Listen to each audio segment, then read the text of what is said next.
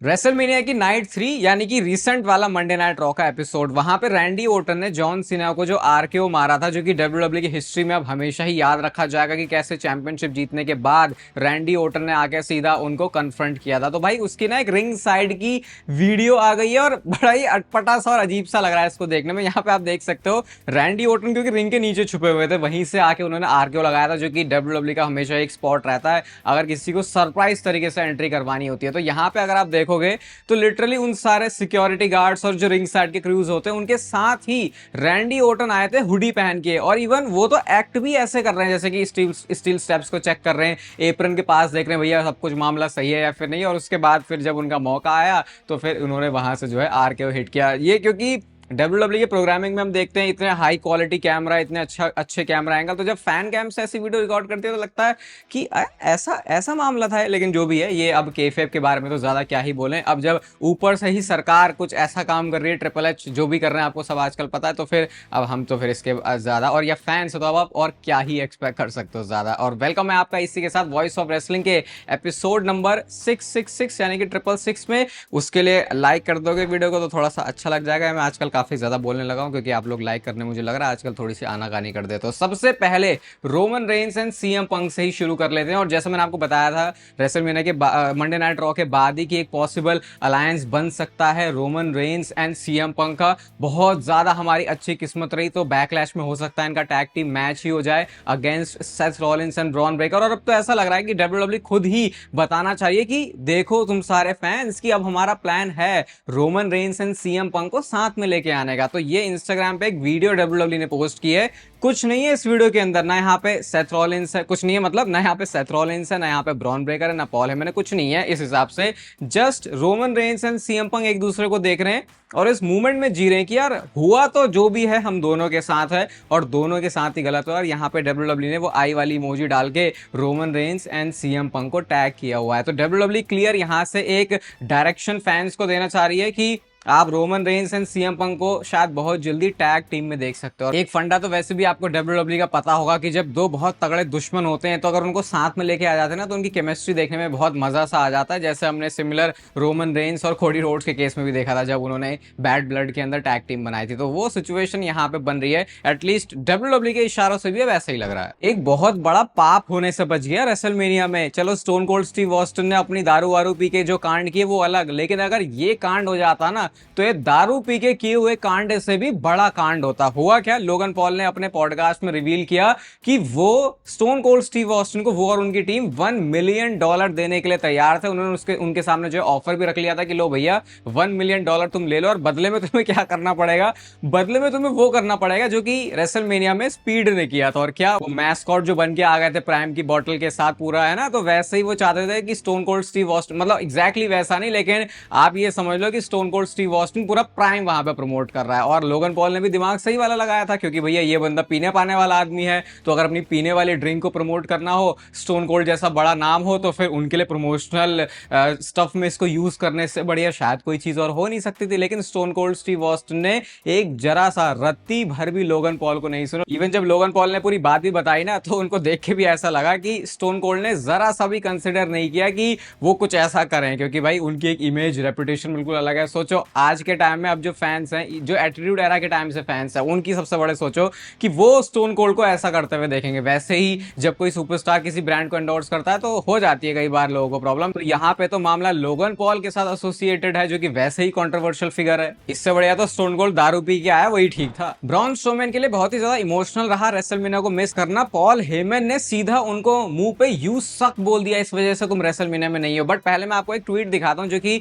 Reply, जो कि coat किया था ब्रॉन स्ट्रोमैन ने। यहाँ पे जो सेक्रीफाइसेस हैं, जो एफर्ट्स ब्रॉन स्ट्रोमैन ने आज तक डाले हैं, वो सब लिखा है कि जैसे वाइट सिक्स को ज्वाइन करने के लिए बोला तो उन्होंने वो काम कर दिया। ब्रॉन स्ट्रोमैन को जब बिग शो के लिए कोई नया जायंट चाहिए था उनके अलावा तो उसके लिए उन्होंने हाँ बोल दिया। रोमन रेंस को रेलिवेंट बनाने के लिए जब उनके सामने हारने की बात हुई तो उसके लिए हाँ बोल दिया। उनको निकाला गया, हाँ बोल दिया। वापस लाए तो हाँ बोल दिया। रोमन रेंस के लिए रिप्लेसमेंट के लिए कोई बंदा नहीं मिला रेसलमेनिया में तो उसके लिए हाँ बोल दिया। तो यहाँ पे फिर वो यही बता रहे हैं कि ब्रॉन स्ट्रोमैन के साथ कैसे उनको डब्ल्यूडब्ल्यू सही ट्रीट नहीं कर रही, रेसलमेनिया में उनको मैच मिलना चाहिए था। सही बात है वैसे कि ब्रॉन स्ट्रोमैन को काफी मेहनत उनके पीछे हो गई थी, तो मेरे ख्याल से वो तुमने बना बनाया टैलेंट अब थोड़ा सा ऐसा लग रहा है कि डायलूट सा होने दे दिया, अब लोग उनके बारे में उतना ज्यादा बात नहीं करते। बट पॉल हेमन ने पैट मैकेफी के शो पर क्या बोला, वो ये कहते हैं कि ब्रॉन स्ट्रोमैन मेरे पास आया और बोला कि भैया रेसलमेनिया में मैच नहीं है। मैं बताऊं क्यों नहीं है, बिकॉज यू सक, ऐसा करके एक तरीके से वो उनको मोटिवेट ही कर रहे थे कि तुमको अभी और ज्यादा मेहनत करने की जरूरत है। और ब्रॉन स्ट्रोमैन का भी बहुत पॉजिटिव रिस्पॉन्स ही था इसके ऊपर कि चलो ठीक है, अगर मैं कार्ड के ऊपर नहीं हूं तो और मेहनत कर सकते हैं इसके बारे में। तो ये तो है वैसे कि विंस का टाइम होता तो क्लियर है कि ये चीज़ अभी ब्रॉन स्ट्रोमैन इस तरीके से फेस नहीं करते, क्योंकि फिर चीज़ें काफ़ी अलग होती है। और मैं विंस के बारे में बात कर रहा हूँ तो इससे रिलेटेड विंस की थोड़ी और बात कर लेते हैं। अब ना रेसलमेनिया के बाद लोग विंस मैकमैन को बहुत ज़्यादा मिस कर रहे हैं कि कुछ ऐसी चीज़ें वो देख रहे हैं कि यार ये नहीं होनी चाहिए थी। जैसे अगर आप वो रिंग का कैनवस देखोगे, मैट देखोगे, जो कि पूरी वाइट रहती थी, उसके ऊपर कुछ भी लोगो, कोई भी स्पॉन्सर कुछ नहीं लेके आते थे विंस मैकमैन, वो उनकी एक प्रथा थी। तो अब वो ट्रिपल एच ने तोड़ दिया। ऑब्वियसली अब डब्ल्यूडब्ल्यू ज्यादा पैसे कमाए, निक खान का भी इसमें बहुत बड़ा एक हाथ है। साथ साथ अब लोग ये भी कह रहे हैं कि विंस मैकमैन जैसे, ऐसे समझ लो जैसे कि एक होता है ना कोई हमारे दादाजी या फिर पिताजी, जो कि होते तो थोड़ी पुरानी सोच के हैं, लेकिन अगर वो होते हैं ना तो सारे लोग एकदम टाइट रहते हैं, कोई बंदा इधर उधर कुछ कर नहीं सकता। तो वो प्रेजेंस अब लोग फील कर रहे हैं कि विंस मैकमैन के ना होने से माहौल में कुछ ऐसा है ही नहीं। कोई बंदा कुछ भी बोल देता है, कोई कुछ भी कर देता है, किसी को कोई डर नहीं है, कोई ये नहीं सोचता कि अरे कंपनी इस ऐसी बात बोलने फिर ऐसा करने में फिर कैसे दिखेगी। तो अब वही है कि जो लोग पहले विंस मैकमैन को कह रहे थे कि अरे निकल जाए, अब उसमें से बहुत सारे लोग उस पार्टी में आ गए जो कि कह रहे हैं कि विंस मैकमैन वापस आ जाए। मैं क्या ओपिनियन फॉर्म करूं इसके ऊपर, यही बोल सकता हूं कि भाई जो होना था वो हो लिया और जो होना है वो होगा ही। तो बस अब सारी चीजों के लिए प्रिपेयर ही हो जाओ कि जैसा ये दिखाएंगे वैसे ही हमको देखना पड़ेगा। कोई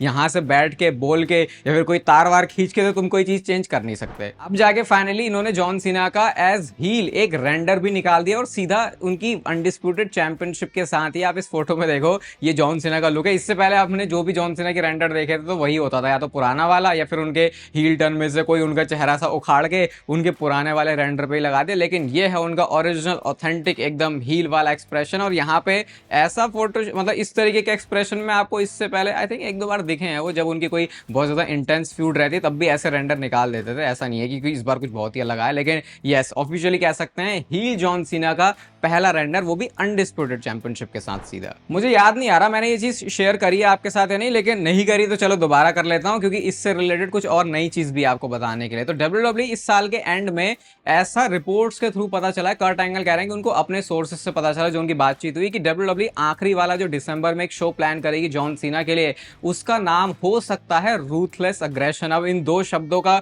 कितना ज्यादा महत्व, कितनी ज्यादा इंपॉर्टेंस है जॉन सीना के करियर में, वो शायद जो बातें आपको सारी पता होंगी। लेकिन अब एक सवाल भी खड़ा होता है कि Randy Orton versus John Cena का मैच बैकलैश में होने वाला है, इस बात के पूरे चांसेस हैं। मतलब अब जस्ट मे बी आपको हो सकता है अगले स्मैकडाउन से या फिर आने वाले किसी रॉ से वो चीज पता चल जाए। तो फिर अब अगर रैंडी ओर्टन लास्ट ओपोनेंट नहीं होंगे जॉन सीना के, क्योंकि अब चांसेस ये बन रहे हैं कि अगर यहाँ पे रैंडी ओर्टन का मैच हो लिया तो फिर शायद वो लास्ट जो बंदा फेस करेगा वो रैंडी ओर्टन ना होने को तो अब भी हो सकता है, लेकिन अब चांसेस थोड़े से कम हो गए हैं। तो ऐसे में वो दूसरा ऐसा कौन सा बंदा है जो कि लास्ट रिटायरमेंट मैच में जॉन सीना को फेस करेगा? आपके पास है वो नाम बताने के लिए? अगर मैं बोलूं ना, दिल से बोलूंगा भाई, मेरे लिए तो वो सिर्फ एक ही नाम है आई थिंक इस पॉइंट पे, और वो है ड्रू मैकिंटायर का। यार ड्रू मैकिंटायर को अगर वो मौका मिलता है ना जॉन सीना के साथ लास्ट मैच करने का, भाई उस बंदे की ना सिर्फ मेहनत बल्कि वो एक सही टैलेंट है जिसके ऊपर इन्वेस्ट करके डब्ल्यूडब्ल्यूई अपने आगे के और साल निकलवा सकती है। हाँ, ये आप बोल सकते हो कि ऐसा भी नहीं कि ड्रू मैकिंटायर कोई